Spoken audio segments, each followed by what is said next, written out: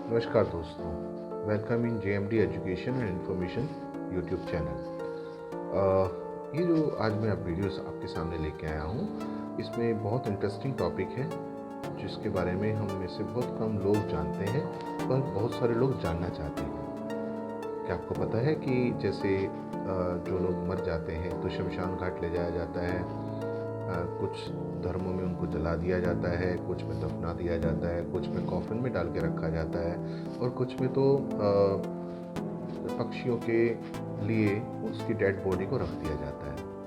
तो ये तो था इंसान के मामले में। पर अगर हम बात करें सैटेलाइट्स की, जिसको हम हिंदी में उपग्रह बोलते हैं, अब सैटेलाइट का क्या करते हैं? सैटेलाइट की जब डेथ हो जाती है, डेथ का मतलब यहाँ पर है कि जब वो काम का नहीं रहता, जब उसकी एक्सपायरी डेट आ जाती है, तो उसका क्या करते हैं? क्या उसका कोई कब्रिस्तान होता है? क्या कहीं पर उनको दफन किया जाता है? सैटेलाइट का मतलब क्या है? सैटेलाइट कहाँ छोड़े जाते हैं, कैसे छोड़े जाते हैं, किस प्रकार के होते हैं, उनका महत्व क्या है, काम क्या है, और जब उनकी डेथ हो जाती है तो उनको कहाँ दफन किया जाता है? क्या आप पॉइंट नीमो के बारे में जानते हैं? तो ये सब इंटरेस्टिंग बातें मैं आपके सामने लेके आया हूँ इस ऑडियो मैसेज के थ्रू। मेरे इस YouTube चैनल को आप सब्सक्राइब कीजिए, लाइक कीजिए, शेयर कीजिए। आपको इस तरह की बहुत सारी चीज़ें मेरे चैनल पर मिल जाएंगी और आने वाले टाइम में भी मैं इनके ऊपर वीडियोस बनाता रहूँगा। तो अभी सबसे पहले मैं आपको बताता हूँ कि सैटेलाइट का मतलब क्या होता है, सैटेलाइट का काम क्या होता है। सैटेलाइट को हम हिंदी में बोलते हैं उपग्रह। अगर हम प्राकृतिक या नेचुरल उपग्रह की बात करें तो चंद्रमा एक है जो कि प्राकृतिक है, मैनमेड नहीं है, जो पृथ्वी के चारों ओर चक्कर लगाता है। तो ये जो उपग्रह हैं, सैटेलाइट्स होते हैं, ये मैनमेड हैं, ये हमने बनाए हैं, जिनको हम अंतरिक्ष में भेजते हैं अलग अलग काम के लिए। और इनके काम में शामिल है, जैसे घर में हम टीवी देख पाते हैं, तो टीवी के अंदर जो अलग अलग चैनल आते हैं, ये सब किसकी मदद से आ पाते हैं? हम कहने को तो कहते हैं डिश टीवी लगाया है या टाटा स्काई लगाया है, पर ये सैटेलाइट्स के थ्रू ही सिग्नल्स रिसीव होते हैं, तभी हम देख पाते हैं। मौसम का हालचाल आपने देखा होगा, मौसम विभाग हमें बता देता है कि आने वाले 3 दिन बूंदाबांदी होगी। कैसे पता चला? सैटेलाइट्स के थ्रू पता चला। अगर आप आज घर के आसपास कोई रिलेटिव है या फ्रेंड है, उससे बात करना चाहें, साउथ इंडिया में बात करना चाहें, नेबरिंग कंट्री में करना चाहें, अमेरिका में करना चाहें, कहीं पे भी बात करना चाहें, तो उसके लिए आपको मोबाइल जो है हेल्प करता है कम्युनिकेट करने के लिए। तो अब देखा जाए तो आपके मोबाइल से उसके मोबाइल तक कोई तार नहीं जुड़ी हुई है, फिर भी हम कम्युनिकेट कर पाते हैं। कैसे संभव हो पाया? ये सब सैटेलाइट्स की मदद से होता है। नेविगेशन इक्विपमेंट्स काम करते हैं, वो भी उसी की वजह से करते हैं। तो इस प्रकार इसके बहुत सारे काम हैं, और कुछ तो ऐसे सैटेलाइट्स हैं जो डिफेंस पर्पसेस के लिए यूज़ होते हैं, कुछ हैं जो इसकी अर्थ की इमेजेस के लिए यूज़ होते हैं या लेटेस्ट जानकारी पाने के लिए होते हैं। तो अलग अलग तरह के सैटेलाइट्स इंसान ने बनाए हैं। अगर मैं इनके साइज़ की बात करूं तो टीवी के साइज़ से लेकर और एक बड़े ट्रक के बीच में इनका साइज़ कहीं पे भी हो सकता है। यानी कि छोटे से छोटा सैटेलाइट जो होता है वो टीवी के साइज़ का होता है, और अगर बड़े की बात करूं तो सबसे बड़ा जो है एक बड़े ट्रक के बराबर हो सकता है। अगर मैं उसके स्ट्रक्चर की बात करूं तो उसमें दोनों तरफ सोलर पैनल लगे होते हैं। सोलर पैनल जो है उसके अंदर बिजली सप्लाई करने के लिए, यानी कि उसको एनर्जी देने के लिए लगाए जाते हैं। बीच में एक ट्रांसमीटर लगा होता है जिसमें रिसीवर भी होता है, ट्रांसमीटर भी होता है, जो सिग्नल रिसीव और सेंड करते हैं। और अगर हम बात करें कि सैटेलाइट में और क्या लगा होता है, तो जिस पर्पस के लिए उसको सैटेलाइट को अंतरिक्ष में भेजा गया है उसके हिसाब से ज़रूरी कंपोनेंट्स उसमें लगाए जाते हैं। मान लीजिए कि किसी सैटेलाइट का काम है पृथ्वी की इमेजेस को भेजना, तो उसमें लेटेस्ट और बड़े सेंसिटिव कैमरास लगाए जाते हैं जो बहुत अच्छे पिक्चर क्वालिटी के साथ, वीडियो क्वालिटी के साथ इमेजेस धरती पर भेजते हैं। अगर एक जनरल उसमें बात करूं तो इसको 3 भागों में बांटा गया है। सैटेलाइट्स को 3 भागों में बांटा गया है, जिसके लिए अलग अलग पैमाने हैं, जैसे इनका काम क्या है, महत्व क्या है, और इनको पृथ्वी से कितनी दूरी पर रखा जाना है, सेट किया जाना है, भेजा जाना है। जहाँ पर वो चक्कर लगा लगा के वो पृथ्वी के चारों ओर चक्कर लगाते हैं। यहाँ पर मैं बता दूँ आपको कि सैटेलाइट्स जो हैं वो लगातार घूमते रहते हैं, तो वो निर्भर करता है। पर यहाँ पर इससे पहले कि मैं इन सब चीज़ों के बारे में आपको डिटेल में बताऊँ, तो सबसे पहले आप गर्व महसूस कर सकते हैं ये जानकर कि इसरो, जो कि भारतीय अंतरिक्ष संस्था है, उन्होंने अब तक 100 से ज़्यादा सैटेलाइट्स अंतरिक्ष में भेजे हैं, जिसकी वजह से भारत आगे विकास कर रहा है। लेटेस्ट जानकारी के साथ में हम आगे बढ़ रहे हैं। तो जैसा कि मैंने कहा कि इनको 3 भागों में बांटा गया है। नंबर 1, एक तो है जो पृथ्वी से 160 से 1600 किलोमीटर तक की ऊंचाई पर भेजे जाते हैं, और क्योंकि ये पृथ्वी के पास में है, बहुत ज़्यादा दूरी पर नहीं है, इस वजह से दिन में कई बार पृथ्वी का चक्कर लगा लेते हैं। जैसे कि मैंने कहा, ये लगातार घूमते रहते हैं, और ये जो हमारे पृथ्वी की इमेजेस हैं उसको, लेटेस्ट इमेजेस को भेजते रहते हैं, जिससे हम अलग अलग चीज़ों के बारे में पता लगाते हैं। दूसरे नंबर पर वो सैटेलाइट्स होते हैं जो इससे ज़्यादा ऊंचाई पर भेजे जाते हैं। तकरीबन 20,000 किलोमीटर तक की ऊंचाई पर ऐसे सैटेलाइट्स भेजे जाते हैं, और वो लगभग 12 घंटे में पृथ्वी का एक चक्कर लगा लेते हैं। इसका मतलब ये हुआ कि हमारे पृथ्वी के समय के हिसाब से लगभग दिन में 2 चक्कर वो लगा लेते हैं।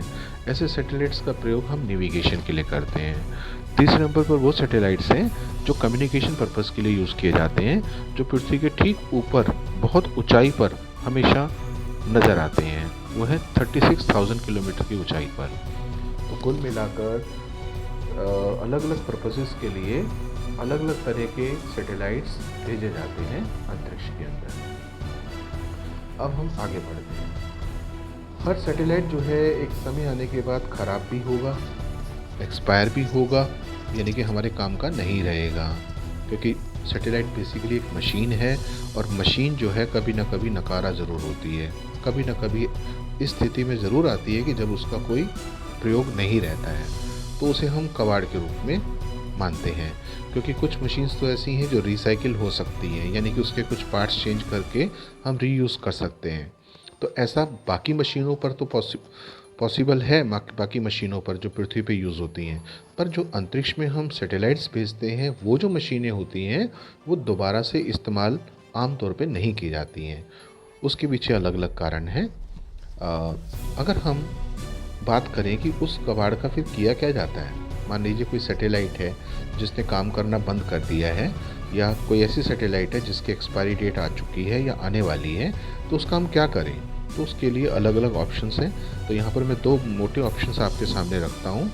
पहला ऑप्शन तो ये है कि हम उसको अंतरिक्ष में और ज़्यादा ऊंचाई पर भेज दें, यानी कि उसको वहाँ से और दूर भेज दें, क्योंकि धरती पर लाने में उसको हो सकता है कि बहुत ज़्यादा उस पर खर्चा आए। तो इतना ज़्यादा खर्चा उस पर ना करके हम उसको अंतरिक्ष में और ज़्यादा दूर, हमारे जो वैज्ञानिक हैं, सक्षम वैज्ञानिक हैं, उसको और ज़्यादा ऊंचाई पर भेज देते हैं, ताकि पृथ्वी की जो धुरी है वहाँ से बहुत ज़्यादा दूर जाने के बाद पृथ्वी को वो किसी तरह से कोई नुकसान न पहुँचा सके। क्योंकि सैटेलाइट गिरने का भी खतरा होता है, तो पृथ्वी के ऊपर गिरकर उसका कोई नुकसान ना कर पाए, इस वजह से उनको दूर भेज दिया जाता है। दूसरा ऑप्शन ये होता है, जो कि ज़्यादातर इस्तेमाल में भी लाया जाता है, कि पृथ्वी पर वापस लाना। पर उसको लाना आसान काम नहीं है, उसके लिए प्रॉपर प्लानिंग की ज़रूरत होती है, और उसको कहाँ रखा जाए, किस जगह पर भेजा जाए, इसके लिए भी बहुत मेहनत करनी पड़ती है। तो अभी जो वर्तमान में इस चीज़ का निस्तारण किया जाता है, यानी कि इनको भेजा जाता है, वो है समुद्र का केंद्र। अब आप बोलेंगे समुद्र का, इसका मतलब कहीं पे भी फेंक देंगे? नहीं, उसके लिए एक जगह निश्चित की गई है जो आबादी से बहुत दूर है। समुद्र की एक ऐसी जगह है जिसको पॉइंट नीमो कहते हैं, वहाँ पर इसको भेजा जाता है। इसको समुद्र का केंद्र भी माना जाता है। ये जो जगह है समुद्र में, दक्षिण अमेरिका, ऑस्ट्रेलिया, न्यूजीलैंड के बीच में जो समुद्री क्षेत्र है, वहाँ पर इसको भेजा जाता है। इसे पॉइंट नीमो कहते हैं, या नीमो पॉइंट भी कहते हैं। नीमो का एक्चुअली अर्थ होता है लैटिन भाषा के अंदर कोई ऐसी जगह जहाँ कोई नहीं रहता। यहाँ पर मैं थोड़ा सा आपको लैटिन भाषा या जो भाषाओं के शब्द हम इस्तेमाल करते हैं उसके बारे में समझा देता हूँ।